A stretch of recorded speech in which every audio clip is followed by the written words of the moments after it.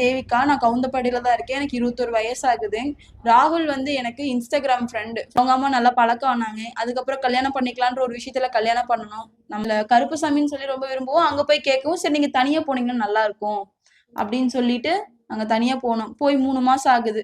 எங்க மாமியார் ஒவ்வொரு தடவையும் கல்யாணத்துக்கு முன்னாடியே அவருக்கு வந்து ஒரு 500 கொடுத்து, சல்பா இருக்கா சாமி, சரி குடிச்சுக்கோன்னு சொல்லி சொல்லி ஆரம்பத்துல பழக்கிவிட்ட ஒரு விஷயம் இப்ப என்னை ஒரு மனுஷனை இழக்கிற அளவுக்கு கொண்டு வந்து வச்சு, அவங்க பழக்கப்படுத்தி விட்டது இப்ப அதிகமா போக ஆரம்பிச்சு, ஃபுல்லா குடிக்க ஆரம்பிச்சு, ஒரு மாதிரி சண்டை போட ஆரம்பிச்சிருவாங்க. அதிகமா சண்டை போட ஆரம்பிச்சிருவாங்க. இப்ப அந்த மனுஷன் இல்லைன்னதும் என்னை அப்படியே அம்போன்னு விட்டு போட்டு போயிட்டாங்க தெருவுல. எங்க மாமனார் கேக்குறாரு, எரிச்சுக்கலாமா சாமின்னு கேட்கும் போது, சரிங்கப்பா பண்ணிக்கலாம் அப்படின்னு சொல்லி நான் சொல்றேன்.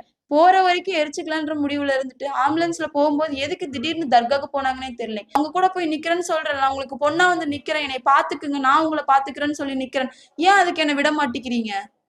சினிமால ரொம்ப ஆர்வங்க. அவருக்காக நான் வேண்டுதல் கூட வச்சிருந்தேனே, இந்த அடுத்த மாசம் மாசி நான் கல்யாணம் ஆன கோயிலே வந்து அவருக்கு அளவெடுக்கிறேன்னு சொல்லி வேண்டியிருந்தேனே, அவருக்கு எல்லாமே தெரியுமே.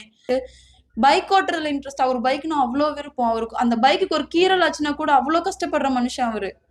இங்க வரேன்ட்டு ஃபோன் பண்ணிட்டு தாங்கண்ணா வந்தாரு. வந்த வேகத்துலதான் இப்படி ஆயிடுச்சு. கடைசியா இருந்தா லாஸ்ட்டா ஒரு முழம் பூ வாங்கி கொடுத்தாரு. எப்பவுமே நான் கேட்டுதான் வாங்கி தருவாரு. நீ வாமான்னு சொல்லி ஒரு முழம் பூ வாங்கி கொடுத்தாருண்ணா.